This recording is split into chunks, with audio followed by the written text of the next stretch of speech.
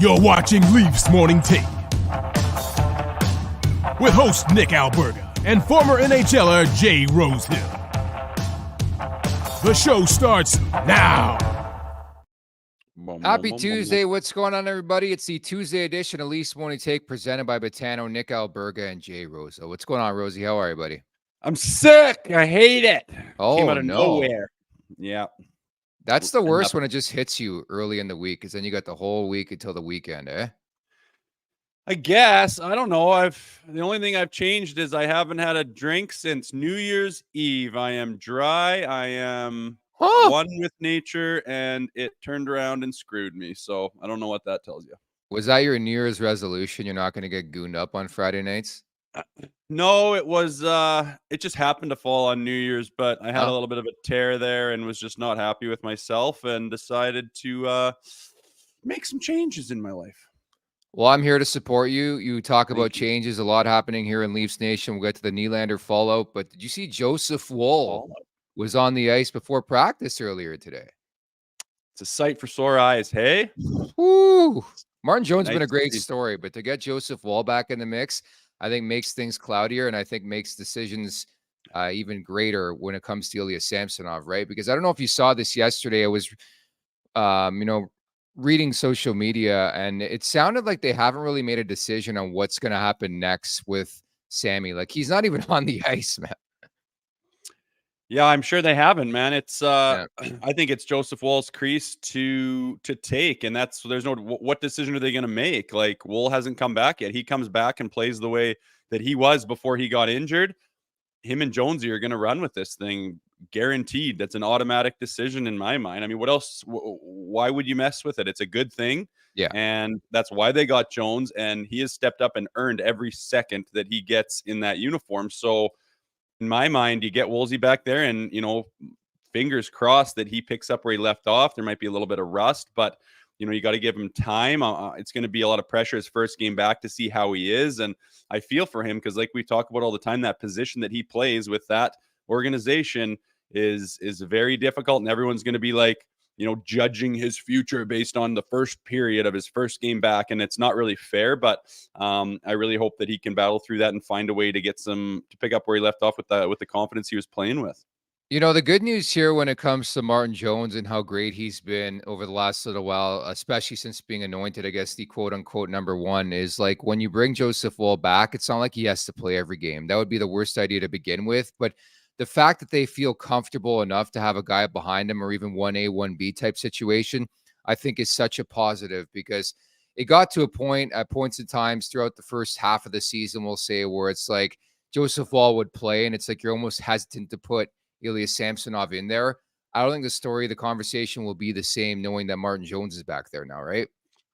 No, it's going to be nice. I mean, it's nice for Woolsey that Jonesy's played the way he has. It's not like they're just desperate to get him back and, oh my God, the Savior's back. Oh, get him back in. Oh, thank goodness. And Woolsey's like, geez, guys, I haven't played in like, how many weeks has it been? And like, I got to pick this thing up by the bootstraps all by myself.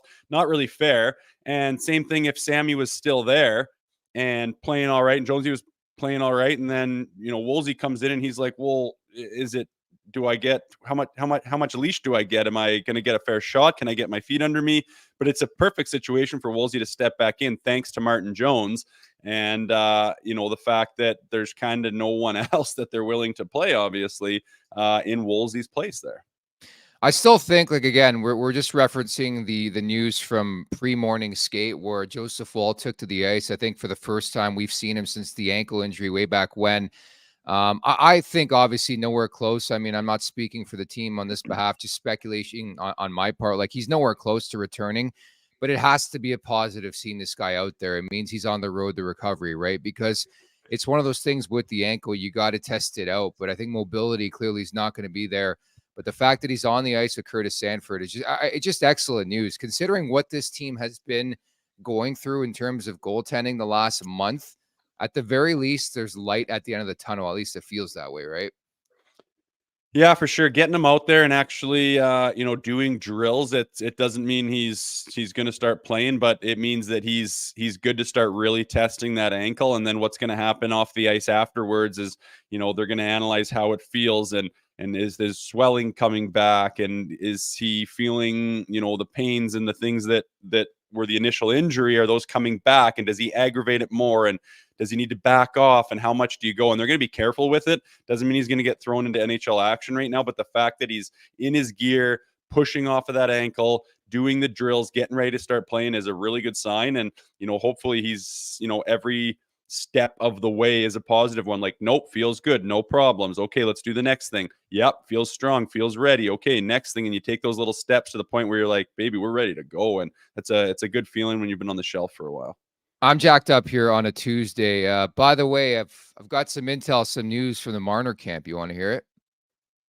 Yeah, I don't know, but go. The ink's not even dry, but the conversation is underway. We're very early in the process. I put a tweet out about this on Monday.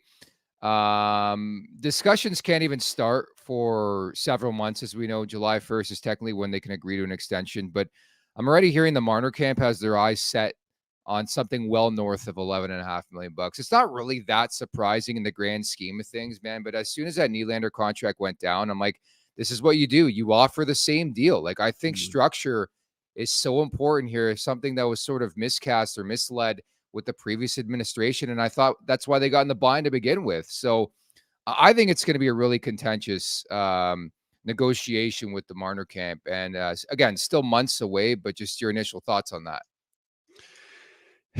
Like you said, the ink isn't even dry, and we just jump right on the next one, right? And yeah, it's interesting, man. It's going to be more of the same. Like, I think they're gonna, July 1 comes by, and it's like, oh, what's the deal? What's the story? And it's like, we're nowhere really close. Similar to the Nylander camp, talking with the Maple Leafs and being like, no, this is what we think we deserve. And the Leafs are like, well, we can't quite give that to you. And then time goes on. I think it'll be more of the same. I'd be shocked if they got it done right away. I've been critical of Mitch Marner, and I want to clarify, not that he's a, like, people are like, oh, what do we need, a bunch of Rosehills out there? Like, well, that's what you're going to have to get, is a bunch of Rosehills, because that's all you're going to have left to pay, man. Like, we're not even the same stratosphere. This guy is an all-star, super talent, wicked hockey player. Like, that's not what we're talking about. I mean, all these guys are that we're talking about, these $10+ million deals. I thought that goes without saying, but apparently me being critical of signing him means I think he's garbage. That's just not the case. I just look at the Leafs and what they have and what they've done with it and what they need to change in order to go where I think they need to have the roster looking like to win in the playoffs. And the only thing in my mind is, if we use Marner and all the leverage that he comes with and the asset that he is, to see if we can get something for him, because we have a lot of Marners, and I'm not a fan of Marner's, physical style of play, which doesn't exist. His compete level, which, I mean, he gets excited and things like that and does this after someone scores. Okay. But he's not willing to grind and bleed and go to war and put the team on his back. I've said that a million times, and just the style of player he is. So with all that asset tied up in him and equity, you can move that for the things that we desperately need. I believe that's my opinion. And again, it's not to knock Marner down and say he's a terrible hockey player. We don't want him. We want him to walk away for nothing. No. But I look at, giving him $13-some million and what a situation, like, the rest of the conversation is going to be, well, how the hell are we going to get anyone that's going to help these guys? Because it's kind of proven that 4 massive eggs in the basket isn't how hockey works. That's not how the playoffs works. That's not how teams win the Stanley Cup. You don't have 4 wicked players and go win the Stanley Cup. It's not basketball. So it makes me worry that he wants the absolute world. And I just don't think that it's good for the team. That's the biggest misconception, I think, with the fan base. People aren't pissed at Nylander and the money. They're more so pissed at the system and the structure and the fact that there's no pushback, right? I think it's more so about necessity and need. And I think you're so right, where it's like, we're not debating if Mitch Marner's a good player and is he worth $11.5, $13 million, whatever it may be. It's more so like, how should they allocate their dollars, right? Like, I think the big conversation in Leafs Nation today is like, would they have been better served to spend that $11.5 million on Nylander somewhere else? And I think you can make a serious case for both sides of the ledger. We're going to have the same conversation for Mitch Marner. And I think that's where it gets muddy. I I think it's so important to stress that it's not more so about the player, it's more so about the money, right? And what you can do with said money. Yeah, totally. It's a cap world that you're living in. There's only so much money. I mean, if there was no cap, I would say, yes, lock up Marner. He can get some big goals, and I think he's, potentially, I mean, you'd only hope, right? You're not going to unload him. Yeah, pay him, and hopefully he comes through in the playoffs and gets you those series winning goals and is the, the standout player in a game 5 and 6 and 7 in a playoff series. And then go about your business trying to find a stud D-man elsewhere, because money's not an issue and there's no cap. So I don't care what they pay these guys. It's not my money, but there's only a certain amount to go around. And when you look at the highest paid player on a team in the whole NHL, we've got the number 1 guy in Austin Matthews. The second highest guy on a team, we've got the number 2 player. The third highest paid player on a team, we've got the number 3. The fourth highest player on a team in the NHL, we've got the top 4. No one else is doing that. Then you go to number 5. It happens to be Victor Hedman on the Tampa Bay Lightning. Yeah. But no one pays their 1, 2, 3, 4 guys higher than the Maple Leafs do. And it's a cap world. And we are up against the cap all the time. And we consistently have seasons that don't go the way we want them to. And it's like, well, fuck, how can we get better players? How can we round off this roster better? How can we get better playoff performers? And it's like, well, you can't, man. Guys aren't just going to come and play for nothing. The premier players are going to go to other teams who can offer them more money, because that's just how it works. So I get worried that we're going to get stuck and hamstrung to 4 players. And again, this isn't basketball. You have to have a more well-rounded team. And I wish one of the core 4 was like a stud all-star defenseman, because, Morgan Rielly back there needs some help.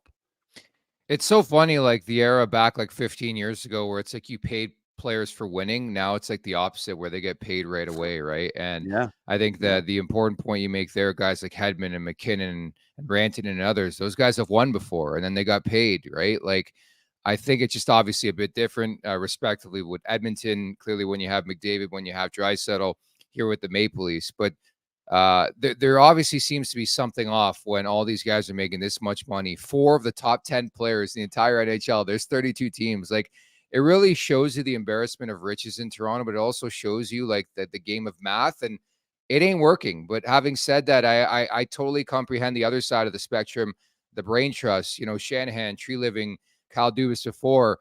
I understand why they would feel confident with these players, but I think you're so right. Do something in the Stanley Cup playoffs, win something in the Stanley Cup playoffs, and that narrative changes. Who's the player I always like to bring up on this podcast? Steven Stamkos, right? The focus shifted tenfold after the guy turned 30 or 29, won a bunch of cups, and now he's like destined for the Hall of Fame and everything. The aura around the guys, like he's a winner. He's a winner. So it's still relatively early in the careers of these guys where they can change the focus to guys who just got heavily paid and obviously were incredible players, but guys who were winners, right? So I think it's early, but it gets late quickly too. Well, that's running it back then. I mean, I get it. Like when you're in that locker room and you're Shanahan and you got these guys and you see what they can do, you watch them in practice, you create this bond with them and you have pride in them. They're like your guys, right? And they're the part of the team and part of that family that's in the locker room. So it's easy for us on Twitter to be like, get rid of Marner and do this. Like, yeah, easy. We're not living it, right? So I understand why he's like, no, I believe in these guys. I know that, they can develop and they can, like you say, Stamkos, like he didn't win for a while and McKinnon didn't win for a little while. And these guys took time. Ovechkin was always above. Now he's known as a winner. Like you don't get it until it happens. But I mean, this is the Maple Leafs. You're going to get dissected and you have a lot of people and their opinions, going towards it. And after you watch 1 year, another year, the next year, them flounder in the playoffs and like in a lot of ways aren't even close. And then it's like, no, let's just smash right up against the cap with these same guys. People are looking around going, what the hell, man? Like, didn't you just get the proof that you needed? So there's 2 schools of thought. I understand it's not easy. And this cap world we live in and no trade clauses and stuff, it just makes it very difficult. And I don't know what the answer is, but I feel like I know what the team needs as far as becoming more of a playoff bound team. When I look at the other teams that are successful in the playoffs, I'm like, we need a team that looks a little bit more like that, and we just simply don't for year after year. I don't care if they put up 115 points in the regular season. It's a different brand of hockey in November than it is in April and May. The key word is balance in what you're looking for. By the way, we have Emily Kaplan of ESPN coming up in about 15 minutes time. She's actually working the game on Thursday. Another return for John Tavares to Long Island. So that should be a lot of fun. And we'll get her thoughts. It's always curious to get the thoughts like stateside. Like, obviously, we're in this bubble in Canada. You're out in Alberta. I'm here in Toronto. When you get the focus of the diehard hockey fan, I want to know how they feel like in the States when it comes to the other star players in the league, what they're getting paid that are not on Canadian teams, and the perception of Willie Nylander. So that's going to be an interesting conversation coming up here. Yeah, it will be. The different markets, man. Everything, it's different. The Americans have a different outlook on hockey than the Canadians do. And again, I mean, we do this show. There's just nothing like Toronto. There's just nothing like Toronto. And I don't know if people down south quite grasp that if they're not here and they don't really understand the culture and the history and the way that we operate in this country. And especially when it comes to hockey in Toronto, there's nothing quite like it. So it'll be good to get Emily's perspective and see what she has to say today. At the Leafs Nation 401, where you could subscribe here on YouTube. Do us a favor, hit that like button. Search Leafs Morning Take wherever you find your podcasts. Again, leave us a review there. A 5-star review would be fantastic. Really appreciated. At the Leafs Nation 401, once again, brought to you by DoorDash.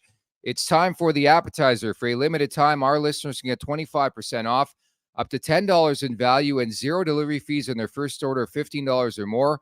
When you download the DoorDash app, enter code NATION25. That's code NATION25, uppercase, 25% off your first order with DoorDash. Offer valid in Canada. Subject to change. Terms apply. You think Willie Nylander watches this show, Rosie? No. Did you hear the first thing this guy said? Obviously. Did you hear the first thing this guy said when he came out to meet the media after practice? What did he talk about? Winning Lord Stanley, did he not? We heard a Stanley Cup. I couldn't believe it, dude. Like, I didn't even watch it. I saw on Twitter. I'm like, this guy's talking about the cup. Like, it's like, wow, he listened to the podcast. Maybe he doesn't seem like the type to get involved in media shows. I seriously doubt that, but I'm not surprised, man. I mean, that's the ultimate goal. And you know, when you sign a big ticket like that and you know you're going to be here forever, I mean, it's hard as a hockey player. Like, he didn't know if he was going to sign there. He's a proud guy and he knows his worth, and he wasn't willing to take a big haircut. And at that point in time, when you're doing negotiations, you don't know where you're going to be, right? So once he signs that thing, then all of a sudden he can step back and be like, all right, what is life like? Like, maybe if you got, wife and family, and maybe, well, now I'm going to buy a place over here for my parents, like, because I know I'm going to be here for, the better part of a decade. And now, like, where do we want to live and put our roots down? Like, it's a serious lifestyle. Like, I know where I'm going to be. Like, this is home now. And now I can focus on, like, what it would be like to win a Stanley Cup in Toronto. And, like, that's what the ultimate goal is. Now that these contracts are done, the money's all taken care of. Now I can focus on X, and I understand it, and it's a big relief for him, and a lot of weight off his shoulders, and a lot of things that are on your mind every single day can now be cleared up for other things. So I get that. I feel like he hit the gauntlet of cliches, but what else is the guy going to say? Like, we always talk about talking to the media. I was smirking. I was laughing when this guy talked about Toronto being home as he collected $92 million. Like, give me a break, man. Like, he had a checklist of everything he was going to say, like, post signing the contract, and on it was like, home is Toronto. That's what every player says when they sign an extension. Willie, if home is Toronto, why didn't you take $10.5 million per season? Why didn't you take 11? Why did you take 11.5 and hit your absolute ceiling of a contract? I just laugh at that. I mean, this is not me going against Willie Nylander. He's an incredible player. Love the player. I'm happy he's a Leaf long term, but I couldn't help but chuckle at that, Rosie. Yeah, I don't get why you sent me that. And I'm like, what's the, like, after taking 92? $92 million. Home is Toronto, man. Nowhere I'd rather be, but $92 million later. Nowhere I'd rather be. But what does that what does the amount of money have to do with whether he thinks it's home or not? What if a guy that works for Apple is like, signs a huge extension or gets a massive, signing bonus or whatever, and then he goes, California, Silicon Valley is home. I'm glad to be here, and I didn't have to go to IBM or something. It's like, dude, well, yeah, what the hell Columbus is the money? Would have been home for Nylander if they gave him $96 million or $92 million. He's been here a long time. He considers it home. He wanted to stay. Now that he's, like I said, he's going to be here for a decade. He's like, okay, now T.O. is home. I get it. I don't care if he got, I don't think the money has anything to do with that. He just knows it wasn't that a he's going to be here. coincidence he didn't have a haircut for his presser yesterday, because he doesn't take haircuts. Nobody takes haircuts on this roster. You take haircuts in your job? I do. For a long period of time throughout my career, I have. Trust me. But that's not the point. Good question on your behalf. But I don't know. I just sort of laughed at that. I thought it was great. They said some great things. I love the comments from Treliving.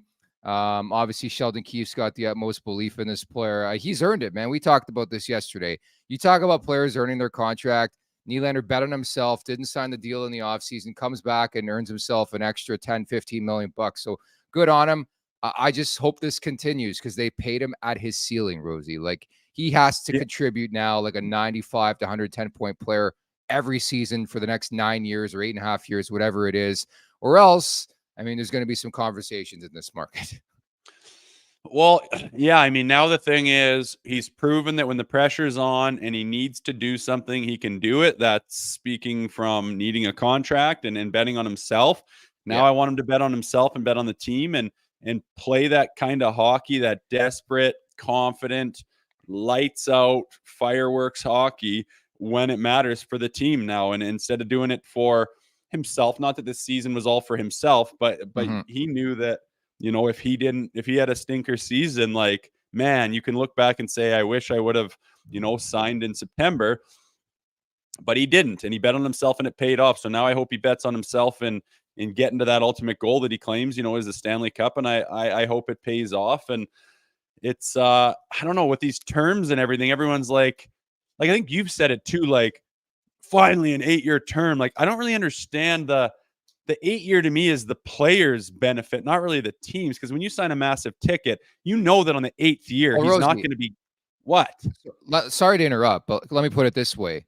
If you sign Matthews to an 8-year contract before, that means you're getting crazy value right now. Nylander, Marner, and that's what I'm getting at. It's like your hope is that they maintain the value. And I think earlier on, specifically in a player's career, the more you can get out of the contract, the better. Whereas, like, imagine the conversation we're having right now if Austin Matthews getting paid the same dollar amount as the previous contract, ditto for Mitch Marner, ditto for Nylander. So that's where I'm talking about, like, 8-year term would benefit the franchise, you know? Okay, but what about all the buyouts and what about all the 8-year deals where guys like, do you think William Nylander, I'm sorry to tell you, but on the 8th year of his contract, he's not going to put up 115 points, I doubt. If he does, it would be incredible. But a lot of the times at the end of these contracts, it's like, well, this is what it took to sign him 8 years ago. I know he's not worth that now, and it's hurting the team because he's not worth 11.5, but that's what it took back in the day. Like, I think more often than that happens rather than, oh, thank goodness we locked him up 8 years ago because he's such a great value now because the cap's gone up. Bullshit. I think when you're in your 30s, man, like 8 years down the road, it's very hard to live up to the value that you were 8 years ago when you're 28 years old. So the 8-year to me is kind of like, well, hopefully that doesn't bite us in the ass too hard, but need it now to get it done. I guess the exception would be guys like Joe Pavelski. I mean, the conversation you can have is John Tavares, by the way, who reiterated that he wants to stay in Toronto as well. I mean, I wouldn't expect anything else from the captain, and that conversation will be a very interesting one. And I mean, I think from day one to now, John Tavares has lived up to his end of the bargain, right? A 7-year contract. He's in year 6. And while he's never been known for his foot speed, and he gets heat for that, point per game player. I mean, he's produced, and I think you can make the argument he was overpaid to begin with, but it's not like the guy is a $2 million player anymore, at least in my opinion. No, he's not. I know what you mean, though. Like, you get to the other side of 30, you're like, oh shit, here we go. But I think there are some select players where, like, you feel comfortable enough giving Willie Nylander 8-year deals, you know? And there's certain players that don't rely on their foot speed to do the right things. And John Tavares is one of them. He gets to the right places. He finishes. He knows where to go. He just sees the game very well. So his foot speed doesn't really, hinder him that much. I do look at John and I just 11 mil, like, if that was 9.5, like, how much nicer would that be? It's just not the world we live in. But I am curious to see if him re-signing, if he wants the full bag, or if he can see where we're at and say, man, you gave me the bag already. Not that he's not worth it, but just what is his next AAV going to be on the next deal? I'm very interested to see, because I just don't think it's sustainable. We're the only team out of 32 that Mm-hmm. puts this much weight behind 4 single players. Yeah. And so far it hasn't worked. It hasn't paid off. But like you said, it doesn't work until it does. So True. again, I'm pulling for him. Can't dispute that notion, that's for sure. Shots on goal, GA and PPG can make or break your week, but don't overlook BPMM. Wendy's bacon portobello mushroom melt. Sure, it may not help you win weekly prizes with Wendy's and daily face-off fantasy, but unlike your prediction, it never disappoints. So try your luck, but don't push it because the bacon portobello mushroom melt is only back for a limited time, and if you miss it, you won't get a second chance. Sign up for Daily Face-Off today, sponsored by Wendy's and the Wendy's app as we get set for the back end of the home and home between the Leafs and the San Jose Sharks. Just take care of business. All I want to see, Rosie. Take care of business today. Yes, I think this is like a measuring stick kind of game. Like we say, like, okay, are you guys done with this BS? Mm-hmm. Can you do it twice in a row? Great game in San Jose. I like the way they took care of business, as they should. You've lost more than enough games to meet the quota for a good team against lower end teams. So enough is enough. Like, learn from what did you do in San Jose? What did you do in Anaheim? You do that again. You have to, to me, it's all preparation. It's all focus. It's all mindset. When you're losing to those low level teams, it kind of almost feels like, oh, thank goodness we got the Sharks today. And, I like my routine that I go through when we're playing Boston. And it's like, everything matters. Any mistake will cost you. Got to be sharp. Got to be ready. Got to do all the right things. That seems to not really be their MO when they play those lower level teams. It can't be, because they come out and have these stinkers against teams where if you bring your best against them, you beat them every time, and they just lose and lose and lose. And the biggest thing that pisses me off is they haven't learned their lesson. Up until that West Coast swing looked very good. So again, I want to see that they have put that behind us. They've got a new leaf going and they understand how to prepare for these lower level teams. And I want to see the same effort here against the Sharks. You said it perfectly yesterday, where it's like we get more excited for wins against inferior opponents than wins against the LA Kings. But it's true, because you just never know what's going to transpire. So I'm with you. Just take care of business, man. San Jose's dropped 11 straight hockey games. You can't be the team that ends that if you're the Leafs. And on top of that, smash them. I said this on Friday's show. I know you weren't there. I want to see them take care of business. Smash them. They smashed them on Saturday. Do it again. You're back home. Nylander's got the extension. Martin Jones is going to go. You're playing a wounded animal in the San Jose Sharks. It's not like they can make the excuse of, we came back home out west, because the Sharks are doing the exact same thing, right? So it's right there for them. I would love them to view it as, a cautious optimism and positivity. It could be points night. We can rack up the score. We can pick up our points. If you're Mitch Marner, you can get close to 100 points. I know it's a tough way to look at it, but there's a way you can go about it with positivity and optimism and confidence. And there's also a way you can play like the Leafs and not show up and lollygag for the first 5-6 minutes of the game and then realize, this is an NHL hockey game. Yeah, and I mean, you got to decide why were they losing those games earlier on to those low-level teams. Because one side of it, like you say, they're lollygagging and they're not really showing up. But the other side is like, do you think it's points night? Do you not? Because I remember playing games and you're losing against teams you should beat. Coach comes in losing it going, you guys all think you're just going to get your cookies? Y'all thinking you're just going to play street hockey out there? Everyone's going to have fucking 2-1, losing their minds. And everyone's like, well, kind of. I mean, we were playing the Sharks. I thought I was going to, maybe try to have like a 3-4 point night. And it doesn't work that way, because then you leave the system, you abandon the team, philosophy. Everyone's out there as individuals. And you got a team out there who is desperate to break this skid they're on, who want nothing more than to beat them. They've beat them before. And if they come out and put together a good game and they're all out there thinking it's point night, you're going to get pee-pee whacked like they have a million times. But I understand what you're saying. Be the dominant team. Don't let off the gas. Smother them and just rack up the way you can play and just put it on the scoreboard over and over and do not let up. I absolutely agree with that. I just wonder if that's kind of been their Achilles heel, thinking it's point night against all these teams. Yeah, to your point, I just bury them. I thought the Leafs started off strong on Saturday. First couple of shifts, and once again, it was the Matthews line with Nyes, Matthews, and Marner. Man, they're humming, they're busting, they're playing really, really well, playing with pace, intensity. Marner's all over things. Specifically, Matthews has had some incredible starts with Matthew Nyes in the mix too. Nick Robertson's going to be scratched for a third straight game. Any shock there? You don't want to mess with the winning lineup, right? No, not at all. It's he's had lots of chances to do his thing, and he'll probably get some more. But I mean, they're not desperately going to blow up a winning, chemistry laden lineup to get Nick Robertson, and he'll be scratched again. Yeah, people are trying to make a conversation of that. I don't think it's there. And Martin Jones is going to start. I guess we're never going to see Dennis Hildeby, eh? Seriously, he's just literally there to be the backup. I don't know. Dude, I I thought just have a sneaky suspicion that Ilya Samsonov showing up over the weekend and he's playing Detroit. That's the only logical conclusion I have, is that they don't want to play Hildeby. they obviously Imagine. don't. I mean, when you think about how scary it would be if Jones went down, and I like it because if you remember, I'm of the school of why can't these goalies play more? Like they used to play friggin', look at what Martin Brodeur used to play. Like True. he was the goalie unless he couldn't play or had something tweaked and has to put in the backup. But there was the goalie, and then there was your backup, and he just has to back up if you can't play. And nowadays it's like, oh my God, we could never play back-to-back games. Oh, the stress on this athlete, I'll roll my eyes. So obviously that wasn't their school of thought, but usually it's when, you have a legit backup to help you out. And I mean, if you overrun Jonesy and lose him now, my God, are they going to be in one? So it would be nice to give this hill to be, at least a look against the Sharks or something. But I guess that's just against their MO. They're just going to ride this pony. It just scares me. Goalies with nicknames. They had the Beast. They had the Monster, the Bus. UC Renus back in the day, or whatever his name. Like they got so many nicknames with these guys, and they can't stop the puck. Unfortunately, hopefully the Hildebeest can stop a puck. That's my concern. Hildebeest, that's a cool nickname. I mean, it's so obvious with his last name. So yeah, I do. I mean, you got to play him at some point. I do not think are you going to bring Sammy back? Jesus, I don't know, man.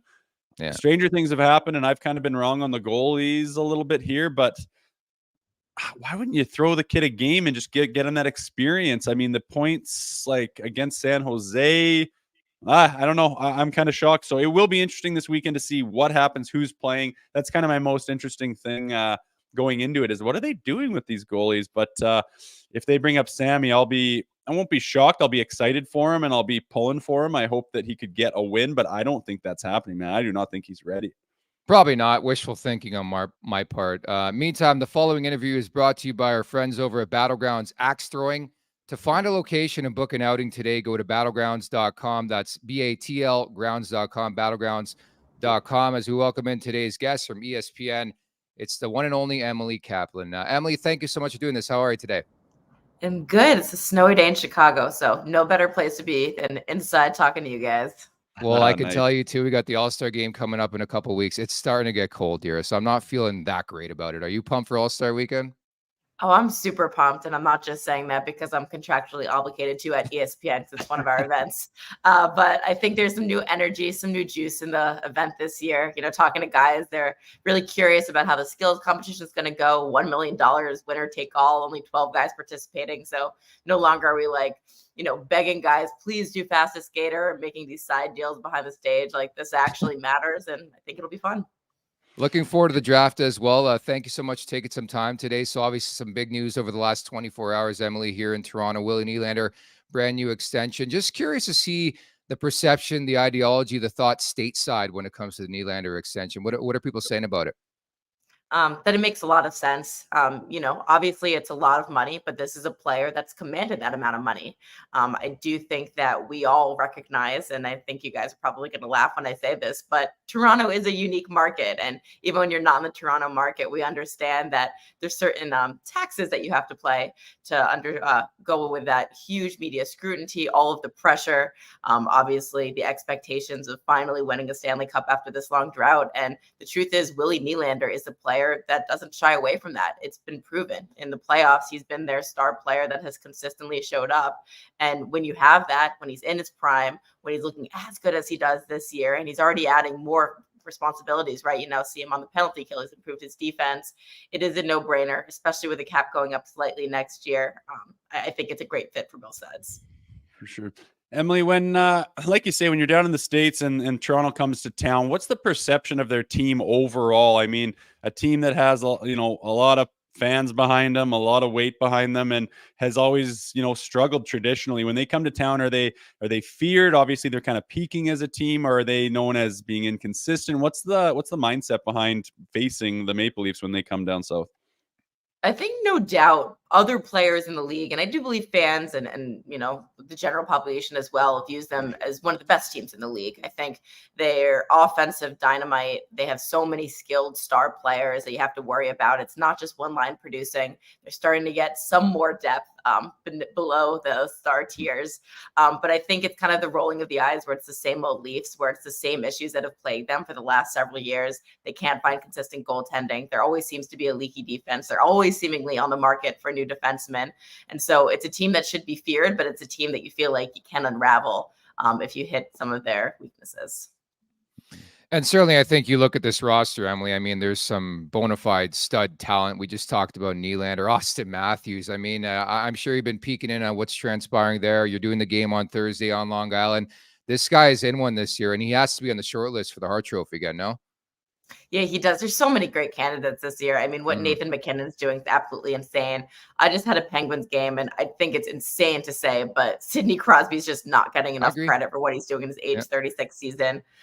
They're not in the position they're in right now, even breathing in the playoff space, if he isn't, just being super consistent, super dominant, doing all the little details every night. That said, what Austin Matthews is doing needs to get its flowers. Scoring goals is what this league is all about, and he does it so consistently. Other aspects of his game just truly drive the offense. Here in America, obviously, we're big fans of him. He's our golden boy, right? He represents new hockey. He grew up in one of the states where we're trying to grow the game.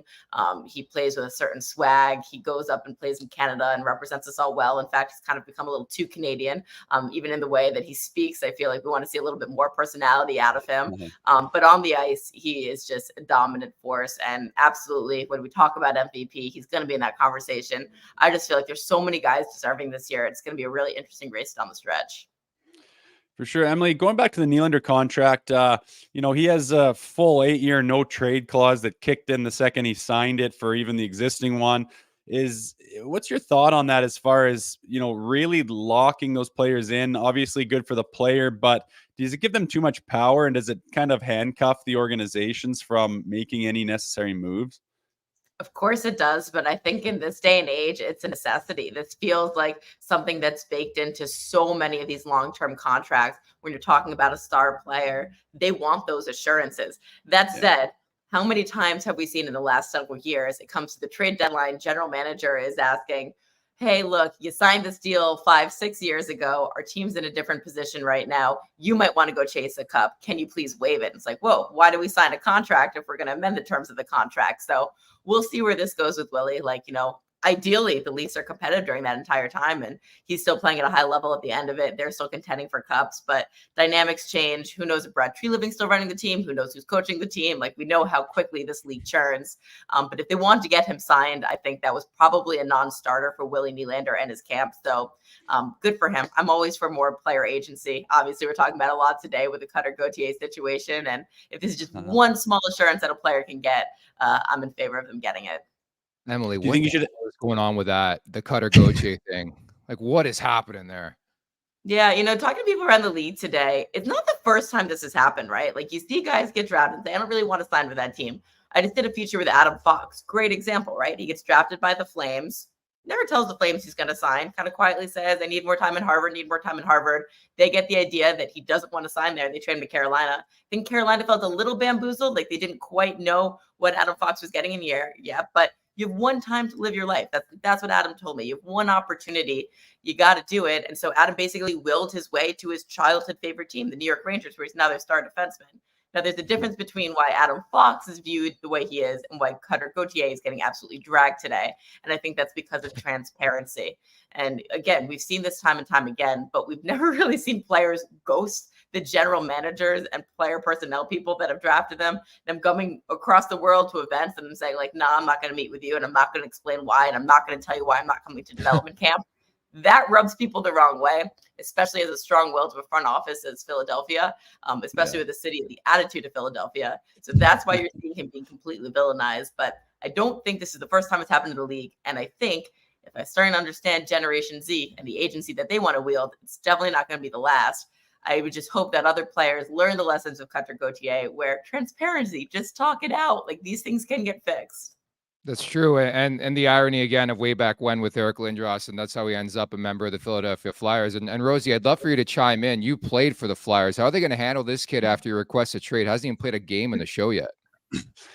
Yeah, I mean, I don't think there's a more old school team than the Philadelphia Flyers. And I mean, when you go upstairs in their barn, it is the old, the old guard. All those boys are still kicking around and running things. So they're very tight knit. They're very proud. And like Emily said, their fan base is very brash. So to do something like that is one thing, but yeah, to do it in the fashion that he did. And I mean, if you're a future Hall of Famer and you're pulling this stunt, everyone's like, oh, that's kind of rude. But you're a 19-year-old kid who, yes, you got, but sky's the limit. You're a fifth overall pick, solid player. But let's be honest, you haven't done anything in the league yet. And before you even step foot in the door, you're calling this out and calling your shot and stuff. It's a very good way to rub people the wrong way, especially the Philadelphia Flyers organization.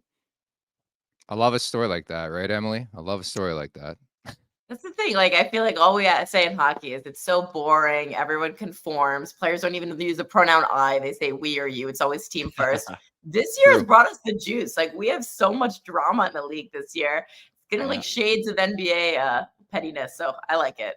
Yeah, that's been my dream. Like, I watch the NBA closely, like on a daily basis. A guy goes on a podcast, he's like, I hate it here. Get me out. Like, I think the NHL would be just such a different world if guys actually spoke how they felt. And I just love the fact that the Flyers draft this guy, and he's like, yeah, I love Sidney Crosby growing up. It just was a cherry on top. And I think it's a perfect tie into the last question. You're doing the game on Thursday for ESPN. Another return for John Tavares. It's going to be a hostile barn.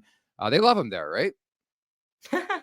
Yeah, I'll be between the benches. I am so curious to see what the crowd reception is. UBS Arena, if you haven't been, it's not the Nassau Coliseum. Like, you know this, Aaron. Like, the Collie was legit. It was gritty. It was everything that Long Island represents. This barn looks like Rogers Place in Edmonton. It's brand new. It's spacious. But the fans are going to show out for this one. I feel for John. I actually feel for the Islanders organization, because what I understand behind the scenes, like, there was a lot of debate of how should we appropriately handle John Tavares coming back and hitting such a major milestone of 1,000.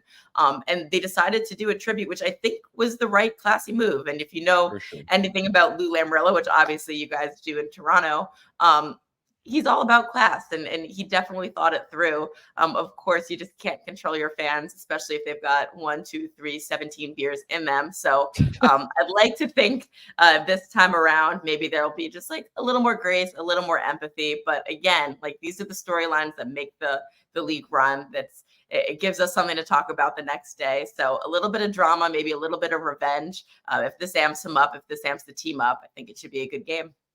Very well said, and looking forward to it. Emily, have a great broadcast on Thursday, and thank you so much for taking some time today.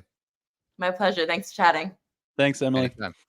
That's Emily Kaplan from ESPN. And yeah, that game's coming up on Thursday as well. John Tavares, another visit Long Island.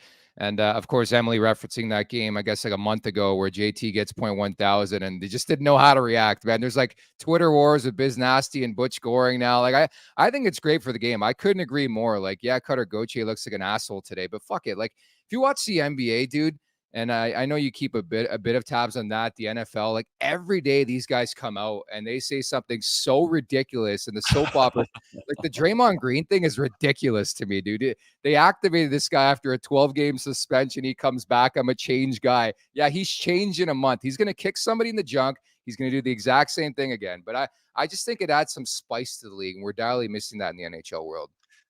Yeah, it is. And I mean, when we're in the media and we're looking for storylines, I mean, you love it and you sink your teeth into it. And there's other, old school guys that like to sit and watch the game, and they love how classy the players are and how they're always self-deprecating. And I want my son to be like that. They don't want him to be like Draymond Green, some wild card maniac who you don't know what the hell he's going to do and clearly only plays for himself. So I understand both sides of it, but yeah, it makes it more interesting and more fiery when guys are going off the beaten path and going off script a little bit. So it's funner to watch, but without a doubt, you're going to have the reason there's storylines is because people have such strong opinions about him and what should have happened and what he should have done and shouldn't have done. And you look to the NBA, I don't want it to go to that level. I mean, Yeah, it's a different game where it's more individual. One single player is certainly more important than one single player in hockey, and those guys kind of speak that a little bit more, and it sure makes for interesting content. But I don't want our league to go to that place. But I agree with Emily, where saying what you really think and having a little bit more personality is just fine with me. And these younger kids are not scared to do it. I still have my old school thing to it. We're like, what is this idiot doing and who does he think he is? But a nice little mix of both is just fine. I think the league's heading in the right direction. The guy's got balls, man. And I tell you, obviously, I know a couple people over in the Anaheim Ducks room. And I mean, just humanized the situation. I could tell you, like, a guy like Drysdale was loved there, man. And I think it just humanized it, that it's a league, it's a business, and shit can happen. And who would have suspected this early on in the career of Drysdale he'd be dealt? But I think all in all, Philadelphia did a good job knowing this guy didn't want to sign there. And I think they thanked the other GMs in the league for not putting this out publicly and just making a trade in good faith with Anaheim here, that nobody was going to find out about this. But it's absolutely wild that the Flyers take a guy and he goes on the record right away and says Sidney Crosby was my favorite player growing up. You just knew you were in for one. So I think all in all things considered, the Flyers actually did pretty well in that circumstance. But yeah, Rosie, some news and notes here from the morning skate. Looks like the flu bug is a thing again. So Nick Robertson, we had that conversation earlier on. He could in fact get in. Pardon me? He's in.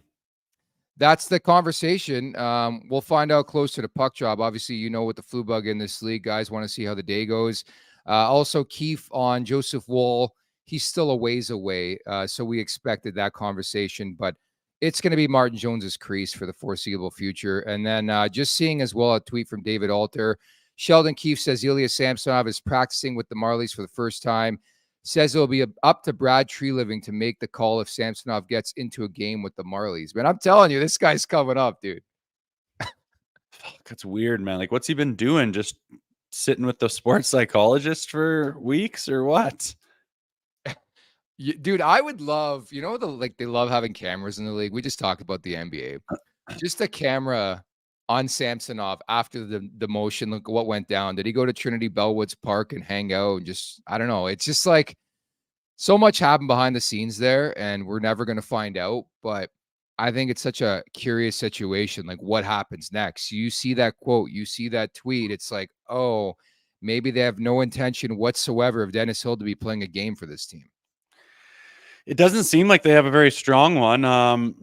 They just needed a guy to sit on the bench and be able to play goalie if something terrible happened. It seems like I thought they'd want to, I know they're not thinking, oh, this guy's going to get us, anywhere in the near future. We need to rely on him or anything like that. But I thought they'd give Martin Jones, especially on that back-to-back, a little break and try this kid out against a team on a road trip where it's not like you're playing in Madison Square Garden. It's, a little bit chiller. I thought they would, but they're not. So yeah, I guess they have no plans of putting him in the crease.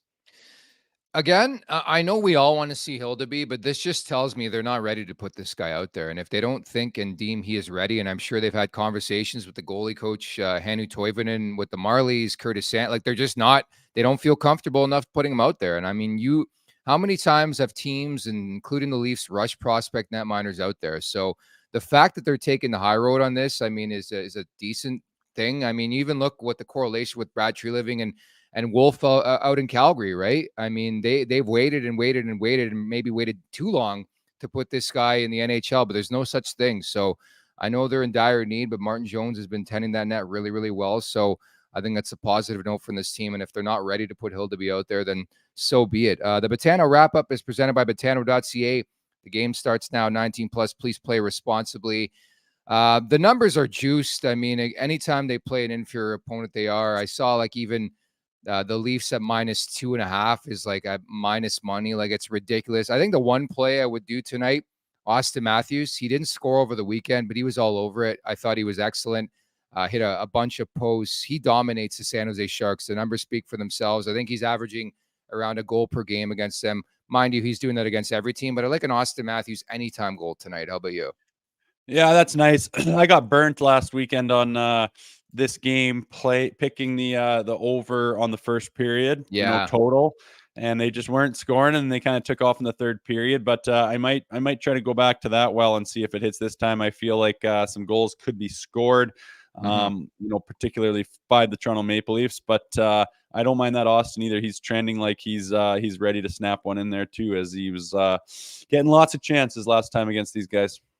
Punish them. That's all I can say. And lucky for you, if the Leafs lose, you're not going to be here tomorrow anyway. So you won't have to have that conversation with me where it's like, how do you lose to a team that's dropped 11 in a row? Dude, I don't even want to have that. I don't even want to think about that conversation. You lose to the San Jose Sharks. 11 straight. This is their second losing streak of more than 10 games this season, man. Just think about that. That's fucking bad.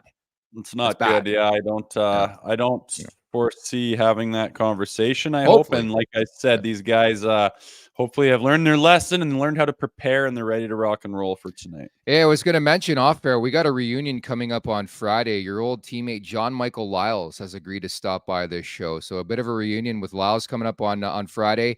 And of course, Colorado's in the town on Saturday. I can't wait for those games every year. They play just twice, so John Michael Lyles is going to drop by. Your thoughts on that? Yeah, that'll be good, man. He was a good guy, always had a big smile on his face, good personality, and a good defenseman as well. So it'll be nice to pick his brain a little bit and see how much he follows the Maple Leafs. Yeah, going to drop by, and obviously a 4-game week here for the Maple Leafs. So get started on Tuesday night with the San Jose Sharks. Thanks for this, Rosie. We'll talk on Thursday. Anthony Stewart's in the mix tomorrow. Right on. Enjoy that, boys. Hopefully you got big smiles on your face after a blowout, but I will wait and see. I hope, dude. I don't want to have that conversation, specifically against a team like San Jose, who has just mailed it in. They're like, you know what? We will take the first overall, the second overall pick. Thank you to everybody in the chat. You guys are fantastic. At the Leafs Nation 401, search Leafs Morning Take wherever you find your podcasts as well, and we'll pop up. Hit us with some likes, reviews, anything you'd like to give us to boost this podcast. We'd thoroughly appreciate that. Thank you to producer Aaron, producer Vic, for Jay Rosehill. I'm Nick Alberga, and we'll talk on Wednesday. Take care. Thank you for watching Leafs Morning Take. Hit that subscribe button and never miss a show. And for more, visit theleafsnation.com. TheLeafsNation.com. If you don't know how to spell the Leafs Nation, you know what I mean? But hey, sometimes you never know.